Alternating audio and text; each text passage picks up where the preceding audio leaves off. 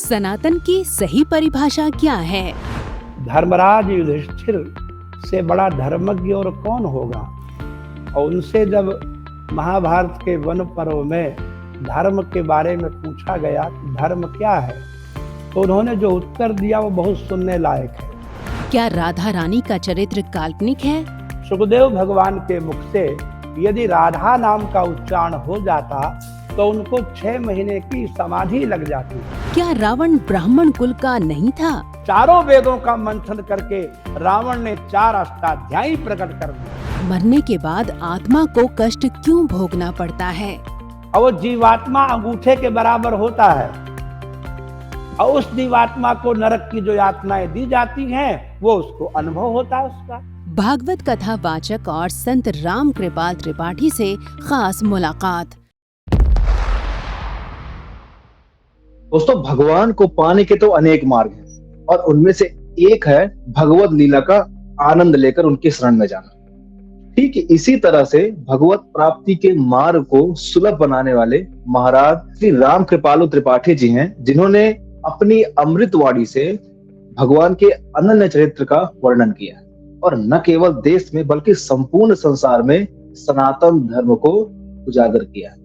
नमस्कार दोस्तों, मैं हूं देश त्रिपाठी और आज हम तकरबा की इस खास पेशकश में महाराज जी से कुछ प्रश्नों के माध्यम से चर्चा करेंगे। प्रणाम गुरुदेव, आपका बहुत बहुत स्वागत है। नमस्कार गुरु जी, जब हम लोग बात कर रहे हैं धर्म की, तो सबसे पहले सवाल यही आता है कि धर्म है क्या? आखिर सनातन धर्म की परिभाषा क्या है? या फिर सनातन धर्म ही हिंदू धर्म है या फिर सनातन धर्म कुछ एक अलग प्रक्रिया है? धर्म की परिभाषा शास्त्रों में अनेक आचार्यों ने अपने अनुसार की है। वेद कहता है अहिंसा परमो धर्मा, दूसरा कहता है नास्ति सत्यात् परः धर्मः, परहितम धर्म, समो दमः तपस्तेयम शौचमिंद्रिय निग्रह, धीर विद्या सत्य मक्रोधो दशकम धर्म लक्षणम। धर्म का पूरा परिभाषा कोई आज तक नहीं कर सका। धर्मम तो साक्षात भगवत प्रणीतम न वै विदुर ऋषयो नापि देवा। धर्म तो भगवान का स्वरूप है। जैसे भगवान को जानना अत्यंत कठिन है, ऐसे धर्म को जानना बहुत कठिन है। इसलिए सब अपनी अपनी बुद्धि के अनुसार धर्म की परिभाषाएं करते हैं। धर्मराज युधिष्ठिर से बड़ा धर्मज्ञ और कौन होगा। और उनसे जब महाभारत के वन पर्व में धर्म के बारे में पूछा गया कि धर्म क्या है, तो उन्होंने जो उत्तर दिया वो बहुत सुनने लायक है। उन्होंने कहा कि श्रुतिर विभिन्ना स्मृतयो विभिन्ना। श्रुतियां धर्म की अलग अलग परिभाषाएं करती हैं, स्मृतियां धर्म की अलग अलग परिभाषाएं करती हैं। नैको मुनिर यस्य वच प्रमाणम, और ऐसा कोई मुनि या महात्मा संत नहीं जिसके वचन को प्रमाण मानकर उसी को सब लोग धर्म मान ले। धर्मस्य तत्वम निहितम गुहायाम। धर्म का तत्व तो गुफा में, हृदय की गुफा में बंद है। महाजनों ये न गतः सपंथा। हमारे श्रेष्ठ पुरुष, हमारे पुरखे, हमारे जो आचार्य जिस मार्ग पर गए हों वही धर्म है। इसलिए भगवान गीता में कहते हैं सहजम कर्म कौन्तेय सदोषमपि न त्यजेत्। इसलिए संत शिरोमणि रविदास जी ने जूता सिल करके भगवत प्राप्ति कर ली और कबीरदास जी ने कपड़े बुनकर भगवत प्राप्ति कर ली। धर्म की कोई एक परिभाषा नहीं है। जी। तो सनातन धर्म एक शब्द जो कि बहुत ही विस्तृत शब्द है। हालांकि सनातन शब्द क्या है, मतलब धर्म से क्यों इसको? सुनिए जी। सना जो है एक अव्यय पद है। हम अव्यय पद उसे कहते हैं जिसका कोई रूप आदि न चलता हो, जैसे तथा। तो जब भी आप प्रयोग करेंगे तो तथा ही करेंगे, उसका कोई और रूप बन ही नहीं सकता। तो सना माने होता है सदैव, और तन माने होता है होने वाला। सना भवम सनातनम, हमेशा रहने वाला। पाणिनि जी का एक सूत्र है, सायं चिर प्रगे पान्हे अव्यय तुटुलौ तुच्च, माने अव्यय शब्दों से चुटुल प्रत्यय होता है और उसको तुट का आगम होता है तो बन जाता है तन। सना भवम सनातनम, सदैव रहने वाला सनातन होता है। और इस सनातन की परिभाषाएं भी अलग अलग की हैं। सत्यम ब्रूयात, प्रियम ब्रूयात, न ब्रूयात सत्यम प्रियम, प्रियम च नानृतम ब्रूयात, एस धर्म सनातन। देखिए, सनातन धर्म का प्रयोग किया। व्यक्ति को सत्य बोलना चाहिए, प्रिय बोलना चाहिए, और अत्यंत सत्य बोलने के फेर में अप्रिय नहीं बोलना चाहिए, और अत्यंत प्रिय बोलने के फेर में असत्य नहीं बोलना चाहिए। यही सनातन धर्म है। तो सनातन धर्म माने वो मानव धर्म जो सबके अनुकूल हो, उसको सनातन धर्म कहते हैं। और एक दूसरा अर्थ ये है कि दुनिया के जितने धर्म है उनकी कोई न कोई तिथि बनाई जाती, जयंती बनाई जाती, महापुरुष हैं उनके प्रकाशक। लेकिन दुनिया में कोई नहीं बता सकता कि सूर्य को जल कब से दिया जा रहा है और किसने सबसे पहले दिया था। शिव की पूजा शिवरात्रि कब से की जा रही है और किसने पहले की थी। जिसका कोई आदि नहीं, जिसका कोई अंत नहीं, उसको कहते सनातन। गुरुदेव, जैसा आपने बताया कि अहिंसा परमो धर्म, ये भी एक धर्म का अच्छा आपने वो बताया। महाराज श्री, जैसा कि आजकल चल रहा है हमारे समाज में कि शाकाहारी होना ही सनातन धर्म के होने का प्रतीक है।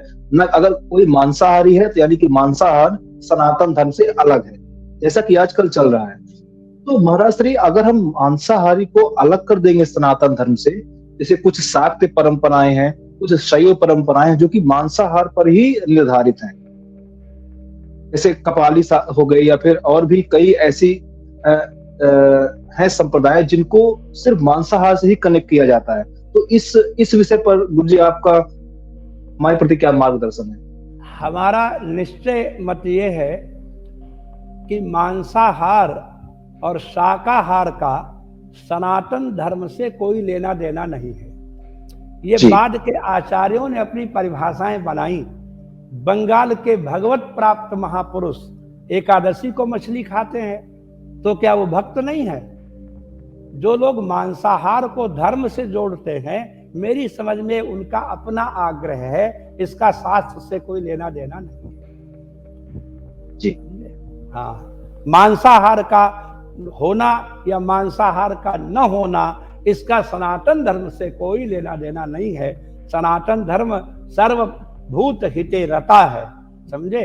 और स्पष्ट लिखा है भागवत जी में कि अहस्ता च सहस्ता नाम द्विपदाश्चैव चतुष्पदाम, जिनके हाथ नहीं है वो हाथ वालों का भोजन है, और जिनके 4 पैर हैं वो 2 पैर वालों का भोजन है। ये तो शास्त्र में लिखा हुआ है, इसका कैसे निषेध किया जाएगा? यद्यपि प्राणी हिंसा अच्छी बात नहीं है, लेकिन मनुष्य जीवन सर्वश्रेष्ठ है, इसलिए इसकी रक्षा करने के लिए मांसाहार भी अनेक प्रांतों में होता है, और वो भी भगवत भक्त ही हैं, उनको सनातनी ही कहा जाएगा मेरी दृष्टि से। किसी संप्रदाय विशेष में, किसी आचार्य परंपरा में मांस का सर्वथा निषेध हो सकता है, हम इसका भी विरोध नहीं करते। जी महाराज श्री, आपने जो बताया बहुत ही धर्म का सहज तरीके से स्पष्ट किया। महाराज जी, आपने तो श्रीमद् भागवत पुराण को सामान्य नागरिकों तक उनके तत्वों को, उनके मर्मों को बहुत आसानी से पहुंचाया है। तो मेरा एक सहज सा प्रश्न था, जो कि आजकल बहुत कंट्रोवर्सी जिस प्रश्न को लेकर हो रही है कि श्रीमद् भागवत पुराण में भगवान श्री कृष्ण के बाल लीला का और उनके चरित्रों का समूचा वर्णन किया गया है, जैसा कि व्यास जी ने किया है। और ऐसा कहा जाता है कि श्री कृष्ण का जो वर्णन भागवतम में है और महाभारतम को भी व्यास जी ने लिखा, और महाभारत में भी श्री कृष्ण के सामान्य कुछ चरित्र का उन्होंने वहां पे भी वर्णन किया। भागवतम में भी किया और महाभारत में भी किया। और इसी तरह से ब्रह्मवैवर्त पुराण में भी व्यास जी ने श्री कृष्ण के समूचे चरित्र को दिखाया, जो कि सामान्य नागरिकों तक पहुंचाया गया। तो इन तीनों से अब मेरा सामान्य सा प्रश्न गुरु जी ये था कि भागवतम में श्री कृष्ण लीला का वर्णन किया गया, महाभारत में भी जहां तक किया गया, इन दोनों ग्रंथों में व्यास जी ने कहीं भी राधा रानी जी को नहीं जोड़ा या श्री कृष्ण के साथ राधा रानी को प्रदर्शित नहीं किया। और वहीं ब्रह्मवैवर्त पुराण में श्री राधा रानी तो परमेश्वरी है और वहां श्री कृष्ण की संगिनी के रूप में दिखाया। तो व्यास जी के इस रचना पर, इस विषय पर, उनके संकेत पर आपका क्या विचार है कि इससे क्या संकेत दे रहे हैं व्यास जी? देखिए, महाभारत एक इतिहास ग्रंथ है, वो भगवान के आंतरिक चरित्रों का ग्रंथ नहीं है।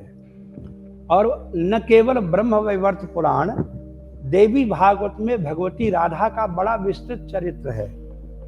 देवी भागवत भी श्रीमद् वेदव्यास की ही रचना है, लेकिन श्रीमद् भागवत के बारे में ऐसी श्रुति है, किसी संहिता का वाक्य है कि नामक ग्रहण मात्रेण मूर्छा षाण्मासिकी भवे। सुखदेव भगवान के मुख से यदि राधा नाम का उच्चारण हो जाता तो उनको 6 महीने की समाधि लग जाती, और जब समाधि लग जाती तो कथा परीक्षित तो कैसे सुनाते। इसलिए उन्होंने संकेत तो किया है कि याम गोपी मनेत कृष्ण विहायान्या बने स्त्रियः साच मैंने तदात्मानम वरिष्ठम सर्वयोषिताम। रासलीला में जब भगवान अंतर्धान हुए तो एक गोपी को अपने साथ ले गए। अब वो जिस एक गोपी को साथ ले गए वो कौन हो सकती है, जरा विचार कीजिए। वो राधा रानी ही थी।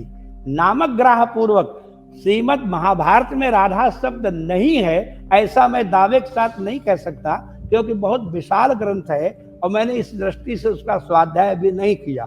आपने संकेत किया है तो मैं ये भी खोजने का प्रयास करूंगा। लेकिन प्रायः समस्त पुराणों में कृष्ण का चरित्र है, राम का चरित्र है, और जहां भी कृष्ण का चरित्र अन्य पुराणों में, चाहे वो ब्रह्मवैवर्त हो चाहे देवी भागवत हो, उनमें सब में राधा जी विद्यमान है। और गर्ग संहिता में तो वो भगवती अधिष्ठात्री ही है, वो मणिद्वीप की अधीश्वरी है। इसलिए ये कोई विवाद का विषय नहीं होना चाहिए। जी जी जी जी महाराज, जैसा महाभारत का जिक्र जैसा कि हुआ, तो महाभारत से मेरी एक व्यक्तिगत टिप्पणी निकल के आई जो मैं बचपन से सुनता आ रहा हूँ। मैं एक सामान्य गांव से हूँ, तो वहां से मैं ये सुनता आ रहा हूँ। मैंने बाद में एक उक्ति सुनी कि यन्न भारते तन्न भारतम, ऐसा मैंने सुना आगे आके कि जो भारत में, जो महाभारत में नहीं लिखा है वो भारत में नहीं हुआ है। ऐसा असल में मैंने यदि हास्ति तत् सर्वत्र यन्ने हास्ति न कुत्रचित, वाक्य ये है, और ये महाभारत का श्लोक है। यदि हास्ति, जो यहाँ है, तत् सर्वत्र, वो अन्य ग्रंथों में भी मिलेगा। यद नेहास्ति, जो यहाँ नहीं है, न कुत्रचित, वो कहीं नहीं मिलेगा। इस वाक्य का केवल इतना तात्पर्य है कि धर्म, अर्थ, काम, मोक्ष हमारे 4 पुरुषार्थ हैं, और इन पुरुषार्थों के निरूपण में या प्राप्ति में जितने साधन हो सकते हैं, उन समस्त साधनों का विवेचन प्रायः महाभारत में कर दिया गया है। तो यज्ञ हास्य का अर्थ कथा से अर्थ नहीं है कि तो कथा इसमें नहीं हो, कहीं नहीं होगी। मनुष्य के जीवन का मुख्य लक्ष्य है धर्म, अर्थ, काम, मोक्ष, और धर्मार्थ काम मोक्ष के साधन के रूप में जितने भी जो है उपाय बताए गए हैं श्री महाभारत में, अन्य ग्रंथों में भी जो बताए गए होंगे वो लगभग यही होंगे, ये कहने का अर्थ है। जी, यहाँ कथा से कोई संबंध नहीं है। जी जी महाराज श्री, मैं इस विषय में आ रहा था। मेरा तात्पर्य यह था कि ऐसा कहते हैं कि आजकल हमारे समाज में जो हमारी धार्मिक सच्चाई है, बहुत कम लोग उस चीज को जानते हैं। तो मेरा तात्पर्य यह था कि जो, जैसा मैंने सूक्ति बताई आपने, जिसको बहुत ही सहज रूप से स्पष्ट किया कि हमारे गांव में कहावत है कि घर में महाभारत रखने से घर में महाभारत होती है, गृह युद्ध होता है। तो क्या हमारी धार्मिक सच्चाई को उजागर न करने के लिए ये कोई षड्यंत्र है या फिर कोई पुरानी परंपरा है जो हमारा? जी जी अपने धर्म के बारे में अनेक भ्रांतियां हैं। जी जी। मैं आपको अपनी बात बताऊं, मैं पंजाब में कथा कर रहा था, तो वहां एक सज्जन कल्याण के नियमित ग्राहक थे। जी और कल्याण एक पत्रिका है जो गीता प्रेस गोरखपुर से प्रकाशित होती है, शायद आपने नाम सुना होगा। जी जी। कल्याण, तो वो कल्याण पत्रिका जो है वो प्रतिवर्ष एक विशेषांक छापती है। तो उस वर्ष जब मैं कथा करने गया तो उस समय उसका विशेषांक था गरुड़ पुराण। जी अब गरुड़ पुराण जो है वो कई बार उसमें गरुड़ पुराण का जो विषय विभाजन किया गया है वो कल्पों में किया गया है। जैसे महाभारत में पर्व है, भागवत में स्कंद है, स्कंद पुराण में खंड है, ऐसे ही गरुड़ पुराण में है कल्प। तो उन कल्पों में एक कल्प का नाम है प्रेत कल्प। जी। तो उस प्रेत कल्प के अंश को जब किसी की मृत्यु हो जाती है तो उसको सुनाया जाता है, क्योंकि वो जीव की गतियों का वर्णन है वहां। जी। तो उनको ये भ्रम हो गया कि गरुड़ पुराण अगर आ गया तो मरने के बाद गरुड़ पुराण सुनाया जाता है तो ये अमंगल हो गया। तो एक सज्जन हमारे पास दौड़ते हुए आए, बोले महाराज क्या करें, गरुड़ पुराण आ गया। मैंने कहा आप बहुत परेशान हैं तो आप गरुड़ पुराण मुझे दे दीजिए। अब वो हमको सहर्ष दे गए, मिठाई और दक्षिणा ऊपर से दिए। हमारे पास अभी भी गरुड़ पुराण है, हमारे घर में तो आज तक कोई मृत्यु नहीं हुई। ये नहीं होता, ये भ्रम मात्र है। महाभारत हमारे घर में तो कम से कम 4-6 प्रतियां रखी होंगी, हमारे तो कोई कलह नहीं होती। हमारे 3 पुत्र हैं, तीनों प्रेम से रहते हैं, हमारा बड़ा आदर करते हैं, घर में भोजन मिलता, बड़ी शांति हमारे घर में है। ये केवल भ्रम है। जैसे कि ये भ्रम फैला हुआ है कि भगवान श्री कृष्ण ने वो चलाया सुदर्शन चक्र तो उनकी उंगली कट गई। अरे सुदर्शन चक्र में चलाने से अगर उंगली कटती तो जब जब चलाते तब तब कटती। अगर कोई ऐसी धार उसमें थी उसी दिन कैसे कट गई? तो कुछ बातें लोग फैला देते हैं। जैसे द्रौपदी ने कहा अंधे के अंधे होते हैं, मैंने पूरा महाभारत छान मारा, कहीं नहीं लिखा अंधे के अंधे होते हैं। इस पे आने वाला था, अंधे के अंधे होते हैं।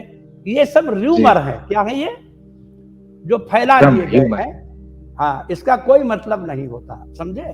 महाभारत घर में रखिए तो साक्षात श्री कृष्ण का रूप है, आपका कल्याण हो जाएगा। महाभारत जिसके घर में होता है उसका हर सर्वविध कल्याण हो जाता है, उसको रखने से कभी कलह नहीं होता। ये मेरा मत है, अब जिनका मत जो हो। जी गुरु जी, आपने जन कल्याण की बहुत ही साधारण बात कही है, लेकिन महाराज श्री आपने भी गरुड़ पुराण का जिक्र किया, तो मेरा एक सवाल आता है जो हम लोग आपस में दोस्तों में बैठ के कई बार डिस्कस कर लेते हैं कि जब कहते हैं कि जब मृत्यु के बाद शरीर जब वहां पे जाता है, जीव तो बहुत यातनाएं उसको सहनी पड़ती है कर्मानुसार जी। लेकिन जब गीता पढ़े तो उसमें कहते हैं कि नैनम छिन्दन्ति शस्त्राणि नैनम दहति पावका, कि आत्मा को किसी प्रकार की कोई यातना नहीं होती। तो मेरा सवाल सामान्य सा यह था कि जब मृत्यु होती है तो हमारा शरीर तो यहीं रह जाता है, लेकिन जीव यहाँ से जाता है या आत्मा यहाँ जाता है, इस विषय में मेरी कोई व्यक्तिगत जानकारी नहीं है। लेकिन वहां से जो आत्मा जाती है तो उसको किस प्रकार से यातनाएं मिलती होंगी? सुनो, जो जीव जाता है अंगुष्ठ मात्रा वही पुरुष, वो अंगूठे के बराबर होता है। और क्योंकि उसका 5 भौतिक शरीर, तो ये बताइए जो पीड़ा का अनुभव होता है वो अंतःकरण को होता है कि शरीर को होता है?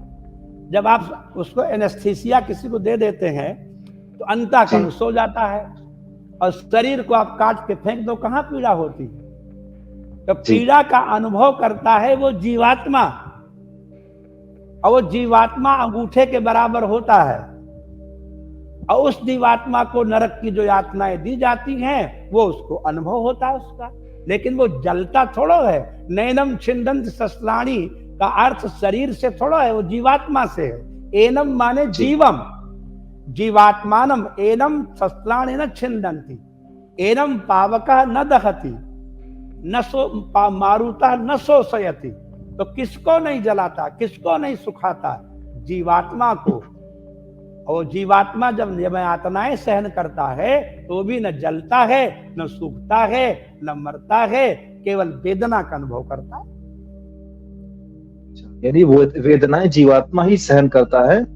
हाँ, लेकिन शरीर से उसकी शरीर को कोई मतलब ही नहीं है। आप जी किसी को शून्य कर दीजिए, शून्य करके कहाँ होता है? शरीर नहीं अनुभव करता कुछ, अनुभव जी करता गुरु है जी मैं अंतःकरण, जी मन, बुद्धि और अहंकार। इसलिए जो सूक्ष्म शरीर है उसके 17 अवयव सांख्य दर्शन में बताए गए हैं। पंच ज्ञानेन्द्रियां, पंच कर्मेंद्रियां और जो है पंच प्राण और मन, बुद्धि और अहंकार, ये 18 अवयव, 18 अंगों वाला जीवात्मा यातना भोगने के लिए जाता है। उसका नाम है यातना शरीर। क्या नाम है? अच्छा, यातना शरीर उसका नाम ही है। जी हाँ, उस शरीर ही का नाम है यातना शरीर। उसी जी शरीर को जी पाके यातनाएं भोगता है वो एक तरह की योनि जी है। ये बात है। जी गुरु जी, मैं थोड़ा सा फिर से फिर से पीछे आता हूँ। जैसा कि मैंने राधा रानी जी के बारे में जिक्र किया, अगर राधा रानी का जिक्र हो और अपने कान्हा का जिक्र न हो, बहुत ही विचलित कर देने वाली बात होती हाँ है। हाँ हाँ, मैं ठीक थोड़ा है। मैं थोड़ा अपने पिछले प्रश्न को थोड़ा सा अपडेट करना चाहूंगा महाराज श्री, हाँ हाँ कि जो अब 3 ग्रंथों की मैंने बात की, महाभारत और श्रीमद् भागवतम और ब्रह्मवैवर्त पुराण, जी मैं यहाँ थोड़ा सा भगवान श्री कृष्ण के अवतारों पर चर्चा करना चाहूंगा। कि जैसा कि महाभारत में कहा गया है कि अ, नर और नारायण नाम के जो ऋषि थे वो भगवान विष्णु के अवतार थे, और उनके ये अवतार थे श्री कृष्ण और अर्जुन। हाँ एक तो यह कथा आती है महाभारत में, और एक कहीं सार ऐसा भी आता है महाभारत में कि श्री कृष्ण बाल मुकुंद भगवान के अवतार है। अब हम चलते हैं श्रीमद् भागवतम में, तो वहां पर तो ऐसा कहा गया है कि शायद भगवान विष्णु के साक्षात अवतार भगवान श्री कृष्ण है, हाँ जिन्होंने अवतार लिया है जी देवकी जी के गर्भ से। अब हाँ फिर हम ब्रह्मवैवर्त पुराण में आते हैं, तो वहां पे क्या कहा जाता है कि श्री कृष्ण से ही भगवान विष्णु अवतरित है, और उनसे ही समस्त सृष्टि निकली है। न केवल भगवान विष्णु, शिव, ब्रह्मा आदि सभी भगवान श्री कृष्ण से ही अवतरित हुए। हाँ। तो इस विषय पर क्या संकल्पना रही होगी? ये इतने अलग अलग इन चीजों को असल किया गया। में ये सब समझ का फेर है। क्या है? जी, समझ का फेर। हाँ, जैसे आपने शर्करा का दिवाली के समय शक्कर के बनाए जाते हैं हाथी घोड़े, जी देखें कभी आपने? हाँ जी, हाँ जी, हाँ बहुत। तो शक्कर का हाथी होता है कि घोड़ा होता है? कि दोनों ही हो जो है, जाते हैं। तब फिर दोनों, तब इसका मतलब क्या है? तब तो एक है। श्रीमद् भागवत में छोटी सी कहानी सुनो, तुम्हारे सब प्रश्नों का उत्तर आ जाएगा। जी जी जी गुरु जी। श्रीमद् भागवत में एक कथा है कि एक ब्राह्मण वहां रहता था, तो उसका पुत्र जन्म लेते ही मर जाता था। जब 9 बालक उसके मर गए, तो 9वें जब जो भी पुत्र मरता था उसको उठा करके वो भगवान कृष्ण के द्वार पर, महल के द्वार पर रख के चला जाता था और कहता था राजा अधर्मी है, इसीलिए हमारे पुत्र माता पिता के सामने मर रहे हैं। पहले माता पिता के सामने पुत्रों की मृत्यु नहीं होती थी। तो जब 9वां बालक मरा, उस समय वहां अर्जुन भी थे। तो अर्जुन ने उनसे कहा कि तुम्हारी द्वारका में कोई ऐसा धनुर्धर नहीं है जो यमराज को जीत ले और जीत करके जो है तुम्हारे मरे हुए बालकों की रक्षा करे? तो ब्राह्मण ने कहा कि यहाँ तो बलदाऊ जी हैं, भगवान साक्षात श्री कृष्ण हैं, यहाँ अनिरुद्ध और प्रद्युम्न है, इनसे बड़ा योद्धा कौन है? तो अर्जुन ने कहा कि जिनका तुमने नाम लिया है मैं उनसे अलग हूँ। मेरा नाम अर्जुनो नाम, मैं अर्जुन नाम का हूँ। गांडीवम यस्य वै धनु, मेरा नाम अर्जुन है, मैं गांडीवधारी हूँ, मैं तुम्हारे पुत्र की रक्षा करूंगा। तो कहा ठीक है, अगर न कर पाए तो कहा जीवित ही अग्नि समाधि ले लूंगा। अर्जुन यही प्रतिज्ञा करते रहते थे। 10वां बालक जब होने को हुआ तो अर्जुन ने उसकी सूतिका ग्रह को अपने बाणों से चारों ओर से आच्छादित कर दिया, वायु भी प्रवेश न कर पाए। पहले तो बालक जन्म लेता था, मृत्यु होती थी और प्राण चला जाता था, शरीर यहीं रह जाता था। अब की बार 10वां बालक जो पैदा हुआ उसका शरीर ही गायब हो गया। अब अर्जुन बड़े व्याकुल हुए। वो बड़े ज्ञानी थे और संयमी थे, सब नगरों तक उनकी गति थी। तो सब लोकों में, संयमनीपुरी, ब्रह्मलोक, वरुण लोक, सब में उन्होंने देखा, कहीं नहीं मिला। अब बड़े दुखी हुए और चिता बना करके समाधि लेना चाहते थे। तो भगवान ने कहा चलो हम तुमको दिखाते हैं। और रथ पर बैठे दारुक सो चल पड़े। तो रथ जो है तमाम पर्वत नदियों को लांघता हुआ ऐसी जगह पहुंचा जहां सूर्य की गति नहीं थी। तब सूर्य अपने चक्र सुदर्शन से कहा कि तुम आगे आगे चलो प्रकाश करते हुए।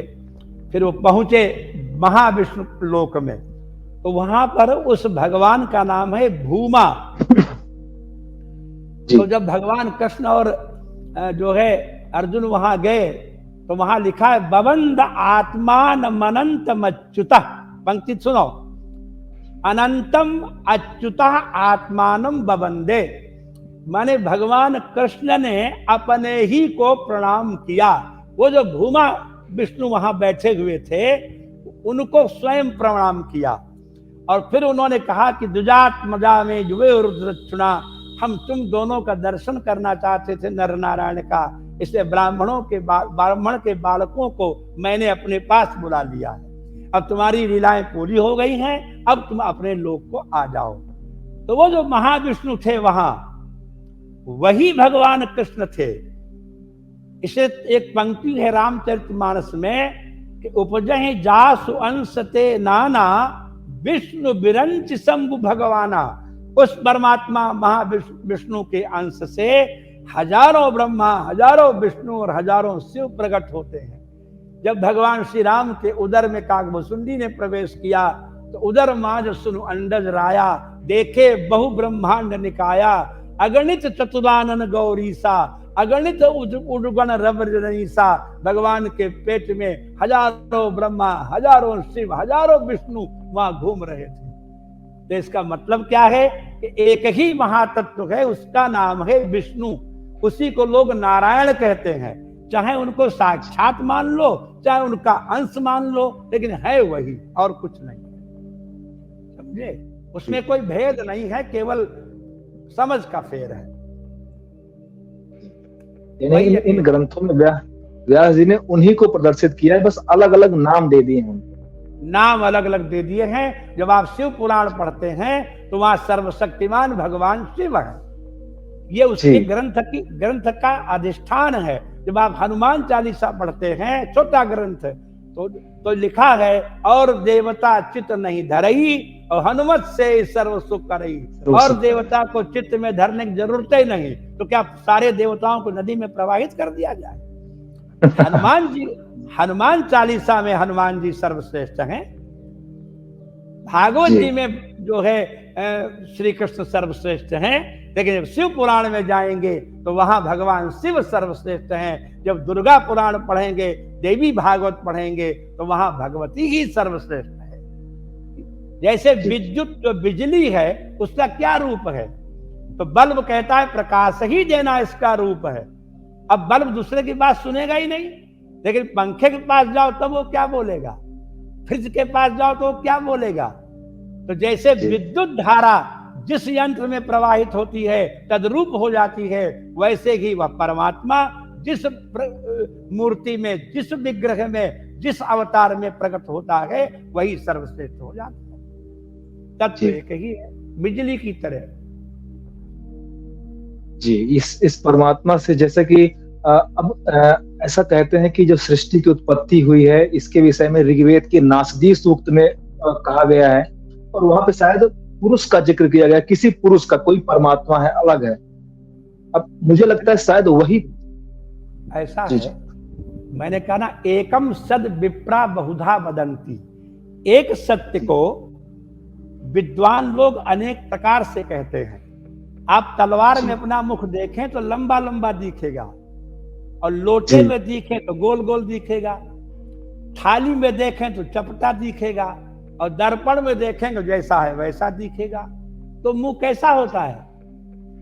इसलिए एक ही सत्य को विद्वानों ने अनेक प्रकार से कहा है, उसमें कोई भेद नहीं है। जी जी जी गुरु जी, अब इन चीजों का तो मेरी प्रश्नों का निवारण हुआ ही है। मैं एक बहुत ही प्रचलित प्रश्न फिर से लेके आऊंगा, जो कि अभी न केवल आज से, बहुत दिनों से एक कंट्रोवर्सी में जूझता रहा है कि हाँ, भगवान राम ने माता सीता का जो त्याग किया था, जो हाँ, श्री राम ने माता सीता का त्याग किया था, उस जी, पर अब कुछ लोगों का कहना यह है कि नहीं नहीं, भगवान राम ने त्याग नहीं किया था। उन्होंने मतलब भगवान राम जब राज कर रहे तब से ही रामायण खत्म हो गई। और कुछ लोगों का कहना नहीं नहीं, ऐसा नहीं है, जो उत्तरकांड लिखा गया है वो सत्य है। अब इसमें बात यह है कि ये उत्तरकांड, अब कुछ बड़े बड़े विद्वान ने भी कह दिया कि उत्तरकांड जो है गलत है, उन्होंने जोड़ा गया है बाद में। जब बड़े बड़े विद्वानों ने कह दिया, ऐसा जिनसे है, जिनसे ऐसा है, जी जी मुखमस्तीति वक्तव्यम, जिसके पास जी मुख होगा वो तो कुछ बोलेगा ही, जी और जी जो बोलेगा अपने अनुसार बोलेगा।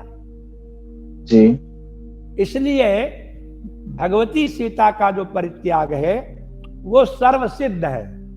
और आपको मैं जी एक निग्रहाचार्य नाम के भागवतानंद गुरु हुए हैं, अभी हैं वो, जी उन्होंने एक ग्रंथ जी जी प्रकाशित कराया है, उसमें हजारों प्रमाण भगवती सीता के परित्याग के दिए गए हैं, समझे।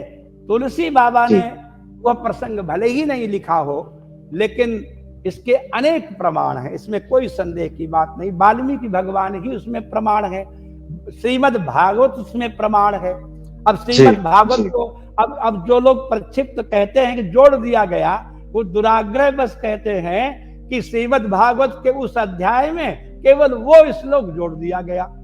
अरे हद हो गए, एक ही श्लोक कैसे जोड़ दिया जाएगा, समझे। जी श्रीमद् भागवत का श्लोक है कि वो जो अपनी पत्नी से कहता है व्यक्ति कि नाहम विभरित्वाम दृष्टाम असतीम परवेशमगाम, तू दूसरे के घर में रह के आई है, इसलिए अपने घर में मैं तुझे नहीं रखूंगा।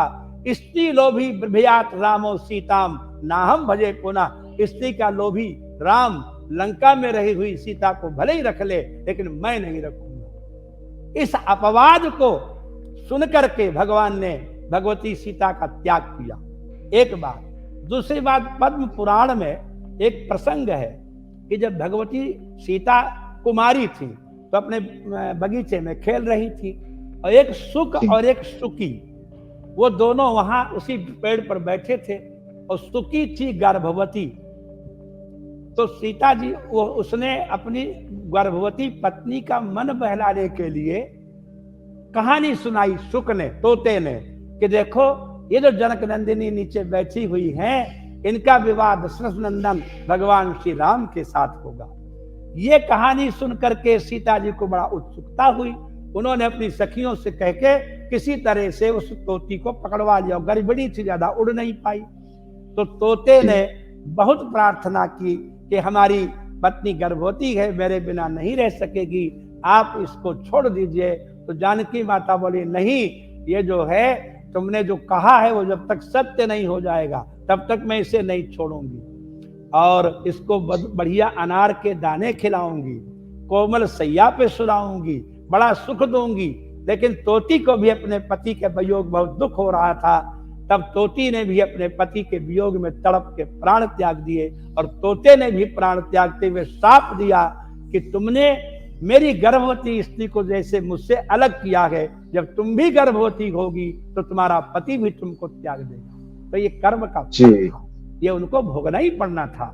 ये सब बात बिल्कुल सत्य है, इसमें कोई संदेह नहीं जी। और जो लोग नहीं मानते वो उनका अपना मत है, जी। मैं मानता हूं जी गुरु जी, कुछ लोग, क्योंकि मैंने जो देखा है कि इस पर तो बहुत सारे ग्रंथ भी लिखे गए हैं, जिन पर उत्तर रामचरितम जो कि बहुत ही अच्छा नाटक है, इसी विषय पर लिखा गया। वो तो परम विद्वान ऋषि थे जिन्होंने इसको लिखा। तो वो उत्तर रामचरित के रचयिता हैं भवभूति जी जी। तो वन में जब गए तो वो एक उल्टा लटक करके तपस्या कर रहा था अपने कर्म को छोड़ करके, तो जी भगवान उसको मारना चाहते थे। तो भगवान ने अपने हाथ से कहा, बड़ा सुंदर है, रे हस्त दक्षिण मृतस्य सुसोर्दुजस्य जीवा तवे विसृज शूद्र मुनौ कृपाणम रामस्य बाहुरसि निर्भर गर्भ खिन्न सीता विवासन पटो करुणा कुतस्ते अरे मेरे दाहिने भुजा, तूने तो ऐसे हाथ उठा करके लक्ष्मण से कहा था कि सीता जी को निकाल दो, पूर्ण गर्भा सीता को निकालने वाले तू निर्दयी राम की भुजा है, तो इसके ऊपर तलवार क्यों नहीं चलाता? जी। तो भवभूति को आप प्रमाण नहीं मानेंगे? भवभूति इतने बड़े विद्वान थे, 7वीं शताब्दी का मणि है भवभूति। क्या? हाँ, तो इसलिए दुराग्रह नहीं करना चाहिए, जो लिखा है उसको मानना चाहिए। अब भवभूति गलत है, वेद अभ्यास गलत है, वाल्मीकि रामायण का उत्तरकांड प्रक्षिप्त है, तो मुंह में जो आए सो कहो, कौन रोकता है? ये तो मुंह में आया वाली बात है, और कोई बात नहीं। मैं तो, क्योंकि मैं भी इन चीजों को पढ़ता रहता हूँ गुरुजी, तो मैंने इस चीज को पूर्णतः माना है कि नहीं, श्री राम जी ने माता सीता का परित्याग किया, लेकिन जो सामान्य नागरिक जी, जो सामान्य नागरिक जी, सब मानते हैं। मेरा कथन यही, हाँ, बस मेरे कहने का तात्पर्य यही था कि जो सामान्य नागरिक जिनको बहुत सुनते हैं, बहुत उनके आचरण को स्वीकार करते हैं, उन्होंने जब इस चीज को कह दिया, तब इस बीच में समस्या आ गई, तब कंट्रोवर्सी आ गई। ये भी आपका भ्रम है। जैसे नेताओं की जो भीड़ होती है ना, जी जी, तो लाखों लोग सुनने आते हैं, लेकिन वोट सब नहीं देते। जी। इसी तरह से ऐसे लोगों की भी पंडाल में बड़ी भीड़ होती है, लेकिन उनसे सब सहमत नहीं होते। हाँ। जी गुरु जी, रामायण और श्री राम के चरित्र की जब हम बात कर ही रहे हैं, तो एक बात जो कि बहुत ही प्रचलित है, और मुझे इस विषय पर मेरा कोई व्यक्तिगत इस पे मत नहीं है, क्योंकि मैं इस विषय में जानता भी नहीं हूँ, लेकिन मैंने सुना है कई लोगों से कि जैसा आजकल कहा जाता है कि रावण जो कि ब्राह्मण कहा जाता है, जो कि ब्राह्मण था, और लोगों का ऐसा भी कहना है कि वाल्मीकि रामायण और रामचरितमानस में भी कहीं भी रावण के ब्राह्मण होने का प्रमाण नहीं। और एक दूसरी बात और यह आती है कि रावण एक राक्षस था, और हमारे धर्म में ये बताया गया है कि जो वर्णों का प्रकार है वो कर्मानुसार बताया गया है, कि उसके जो है गुणों के अनुसार बताया गया है, और उसकी तो प्रवृत्ति ही राक्षसी प्रवृत्ति थी, तो उसको ब्राह्मण कैसे सिद्ध कर दिया? देखिए, जो उनके ब्राह्मणत्व की बात है, तो भगवान ब्रह्मा के पुत्र हैं पुलत्स्य। जी। पुलत्स्य माने अत्रि, मरीचि, भृगु, पुलत्स्य, पुलह, क्रतु, वशिष्ठ, दक्ष आदि ब्रह्मा के पुत्र हैं। जी। और पुलत्स्य के पुत्र हैं विश्रवा। जी। अब विश्रवा का पुत्र है रावण। जी। तो परंपराया वस्तुता वो, उसका असली नाम है वैष्णव, वैश्रवण। क्या नाम है? वैश्रवण। वैश्रवण। विश्रवाया अपत्यम पुमान वैश्रवण। लेकिन विश्रव शब्दस्य रमण रावण व आदेश, अमरकोश की टीका में लिखा हुआ है कि विश्रव शब्द को रमण या रावण आदेश हो गया और बन गया रावण। अब रही बात उसके ब्राह्मणत्व की, तो चारों वेदों का मंथन करके ब्रह्म जानाति ब्राह्मण, ब्रह्म शब्द का शुद्ध अर्थ होता है वेद। ये बात आप सुने होंगे, ब्रह्म माने जी जी वेद। ब्रह्म का अर्थ होता है वेद। इसलिए ब्रह्म को पढ़ने के लिए जो आचरण करता है उसको कहते हैं ब्रह्मचारी। वेद पढ़ने वाला ब्रह्म वेदः तद अध्ययनार्थम चर्यमाणम व्रतम ब्रह्म, उसको अध्ययन करने के लिए किया जाने वाला जो व्रत, उसका नाम है ब्रह्मचर्य।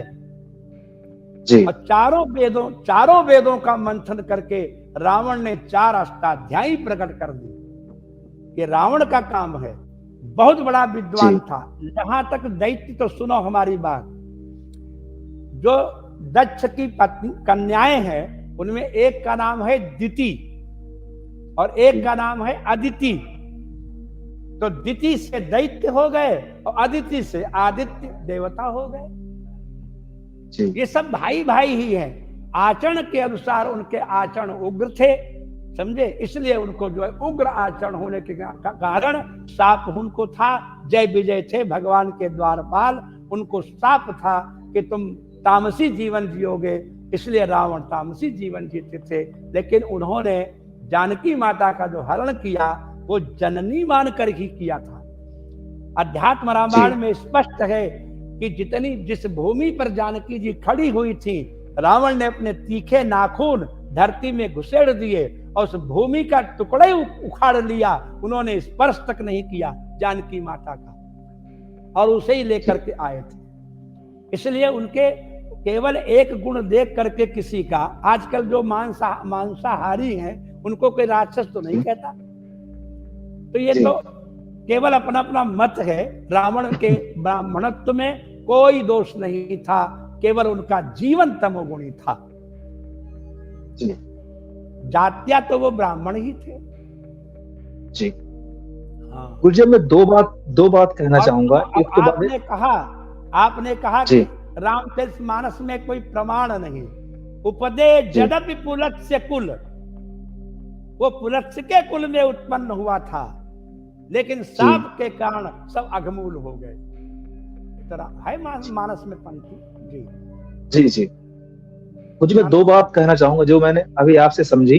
जैसा कि आपने कहा कि दिति से दैत्य हुए और अदिति से आदित्य हुए, और ये भी ब्रह्मा जी के ही वंशज हुए।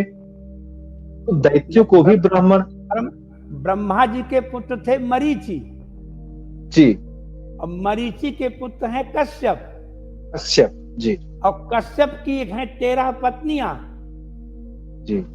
उनमें दिति, अदिति, दनु से उत्पन्न हुए, दानव हो गए जी। ये बात है। वो एक ही पिता माता की जी। मेरे कहने का तात्पर्य यही है कि ये सभी ब्राह्मण है। फिर तो अगर वंशगत लिया जाए तो ये सभी ब्राह्मण है।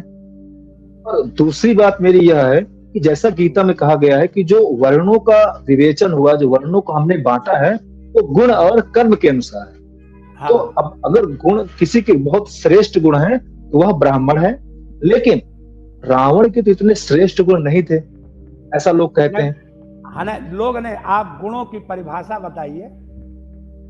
गुण किसे कहते ऐसा हैं? गुणों की, जब वो शिव जी की रोज आराधना करता है, जो वेद पाठ रोज करता है, जो शिव तांडव स्तोत्र की रचना करता है, इन गुणों की ओर आपकी दृष्टि नहीं जाएगी।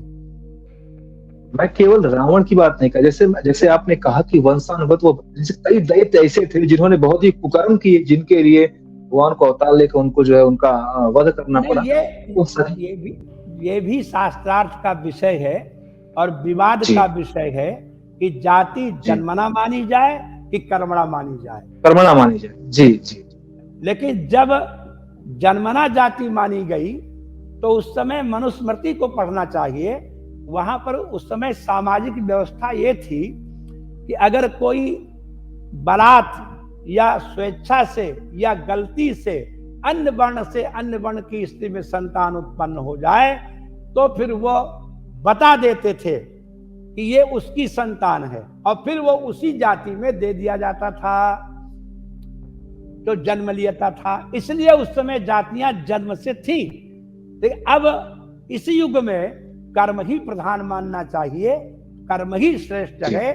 गुण कर्म विभाग सा, इसीलिए भगवान ने कहा चातुर्वर्ण्यम मया सृष्टम गुण कर्म विभाग सह। मैंने चतुर्वर्ण की रचना गुण और कर्म के अनुसार की है। एक गांव में कोई बढ़ई नहीं था, ध्यान से सुनो जी। एक ब्राह्मण पढ़ा लिखा नहीं था, तो उसने लकड़ी के पाटे वगैरह बनाना शुरू किया। यज्ञोपवीत पत्ता जरूरत पड़ेगा, डंडा जरूरत पड़ेगा। तो अब कहा भाई पत्ता लाओ, तो बढ़ई नहीं आया। अतक्षा तक्षा, जो तक्षा माने बढ़ई, तो बढ़ई नहीं था, फिर भी उसको बढ़ई कहा। और फिर उसके लड़के बच्चे भी बढ़ई का काम करने लगे, आगे तो बढ़ई हो गया। तो कर्म के अनुसार तो हुआ ना, मुख्य तो कर्म ही है। तो गुरु जी, आपने मनुस्मृति की बात अभी की है, तो मनुस्मृति को लेकर भी आजकल बहुत सारी अवधारणाएं हो रही कि मनुस्मृति में जो लिखा गया है बहुत ही गलत है। और फिलहाल में ही अभी किसी नेता पक्ष के ही किसी ने कहा कि रामचरितमानस एक पोटेशियम साइनाइड है, जहर है, इस समाज में जहर घोल रहा है। और किसी ने यह भी कहा कि जो है आप उन लोगों के किसी ने क्या कहा उसका उत्तर जी हम कैसे दे सकते हैं? उसके मुख जी में क्या आया, क्या उसने कह दिया?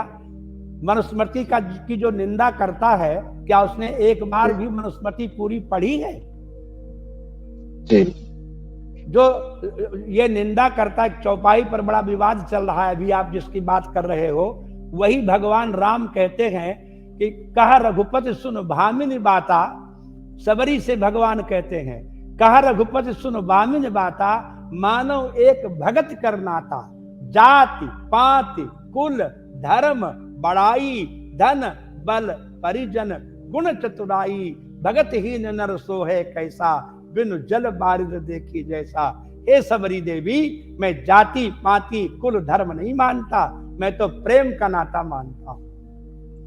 तो ये तो लोगों का, ये जनता को लड़ाई कराने के लिए वोट की राजनीति है। ये जो आप इस समय जो पूछ रहे हैं, ये वोट की राजनीति है, उसको यहाँ मत लाइए, वो तो व्यर्थ है ना।